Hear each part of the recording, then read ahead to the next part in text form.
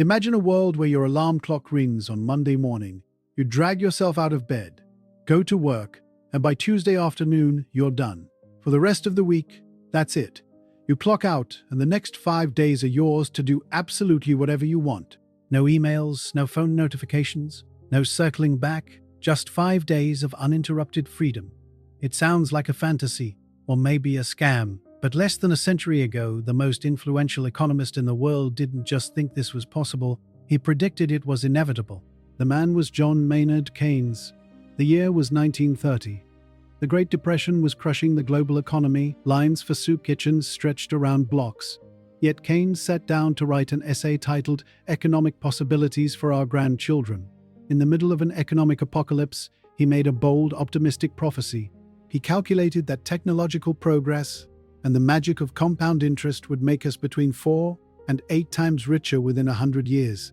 He argued that we would become so efficiently productive at making things that we simply wouldn't need to work very much to survive. He explicitly predicted that 3-hour shifts or a 15-hour week would be enough to satisfy our desire to be useful. He believed the biggest problem his grandchildren, us, would face was not starvation or poverty, but a massive nervous breakdown from sheer boredom. And here is the kicker. The math worked. Keynes was right about the efficiency. Since 1930, our productivity, the amount of value a worker creates in an hour, has skyrocketed. We are vastly more productive than our great-grandparents could have ever dreamed. The standard of living in progressive countries has indeed risen by the multiples he predicted. The engine of capitalism did exactly what he said it would do.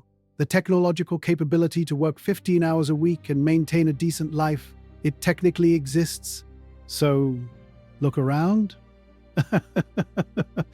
Does this look like a world of leisure to you? Despite possessing the technological powers of gods, we are grinding away at the 40-hour workweek, often much more.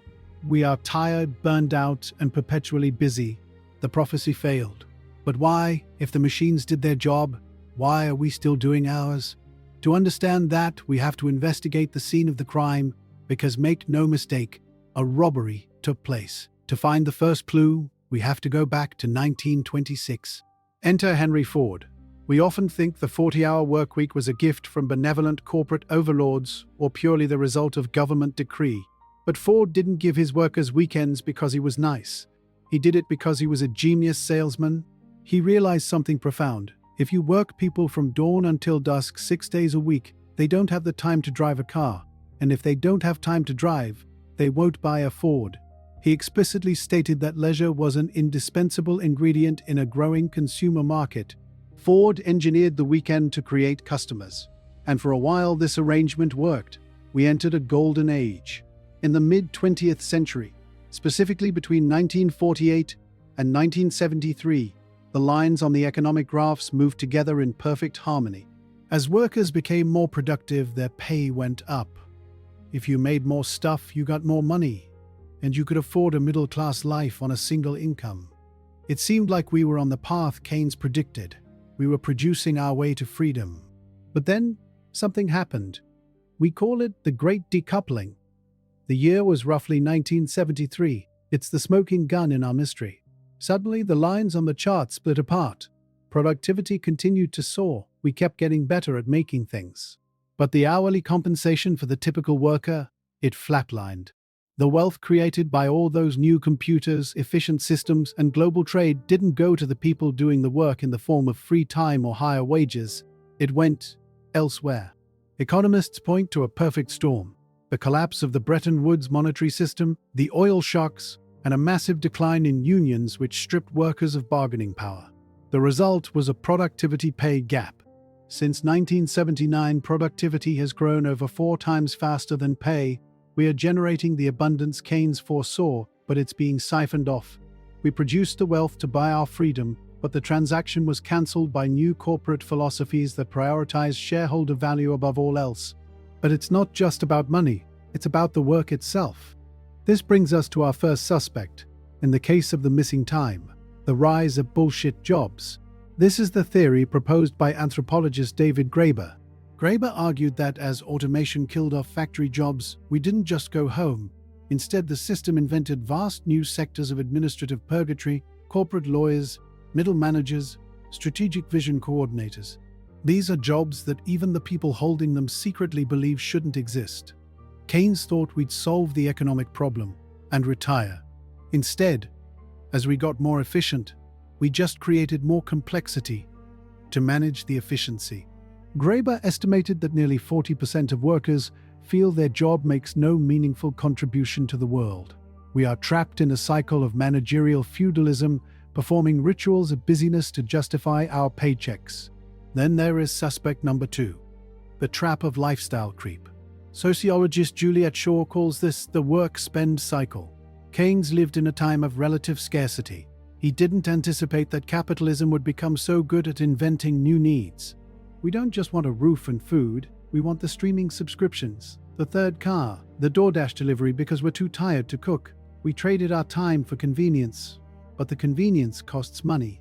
So, we have to work more to pay for the convenience that allows us to work more. It is a perfect self-sustaining loop of exhaustion. We aren't working for leisure. We are working to service the lifestyle that our work demands. Of course, it's not just avocado toast and iPhones. That brings us to the most brutal suspect, the cost of survival. Since the 1970s, the cost of the things we actually need, housing, healthcare, education, has exploded. In 1973, a median home cost about 3 times the median income. Today, it's often 5, 6, or 7 times. Healthcare costs have risen from a tiny fraction of GDP to nearly 18%. We aren't working for leisure. We are working to keep the lights on. The abundance Keynes predicted arrived, but it was swallowed by rent-seeking, inflation in essential goods, and soaring asset prices. Now, get ready for the twist. To understand how badly we've been swindled, we have to look much further back than the 1930s. We need to look at our ancestors. Anthropologist James Sussman studied the Jew-Hawansi hunter-gatherers. Do you know how many hours they spent working to meet their absolute basic survival needs, hunting and gathering food? About 15 to 17 hours a week. The rest of the time was spent socializing, resting, and playing games.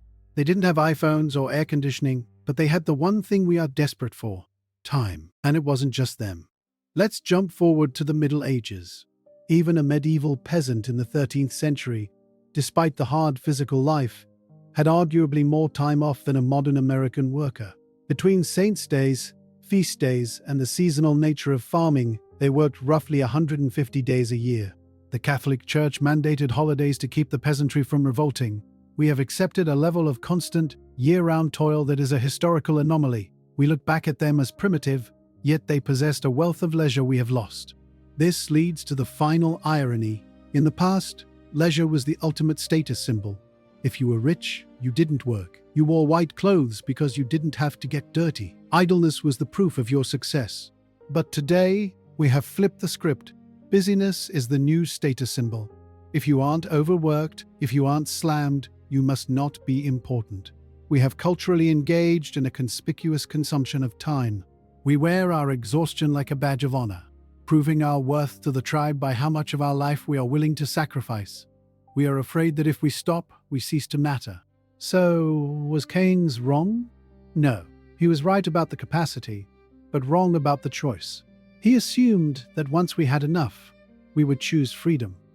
He didn't account for a system that requires infinite growth. He didn't account for a culture that equates human worth with economic output. The 15-hour workweek isn't a fantasy failure of technology. It's a failure of distribution and imagination. The cage door has been open for 50 years. The technology is there. The wealth is there. We just haven't walked out. We keep generating more, but we forgot why we started generating it in the first place. We have to ask ourselves, is the goal of humanity to just be a slightly more efficient GDP-generating machine every year? Or was the goal to solve the economic problem so we could move on to something else? Keynes left a question for his grandchildren, for us, that remains unanswered. When we finally decide we have enough, what will we do with the rest of our lives? Perhaps it's time we stopped checking our emails, stopped worshipping the grind, and started figuring that out.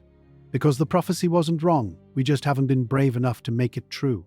It requires reimagining our institutions, unions, tax policy, corporate governance, to prioritize time over more stuff. It requires a shift in our own minds to realize that rest is not a sin. It means realizing that the 40-hour week is not a law of physics, it is an invention, and like the Model T Ford, it might be time for an upgrade. The 100-year heist is ongoing. Every hour you work beyond what is necessary is a part of the loot. The suspects are the system, the cost of living, and our own psychology. But the case isn't closed. The evidence is all here. We know where the time went. Now the only question left is, how do we steal it back? Maybe it starts with saying no to the next unnecessary meeting. Maybe it starts with demanding better wages so we can work less. Or maybe it starts with just imagining that a different world is possible. Keynes predicted a paradise of leisure. He was 100 years early, but he doesn't have to be wrong forever. The economic problem is solved. The life problem is just beginning. So, what would you do with your 15-hour week? Think about it, because you might just have earned it.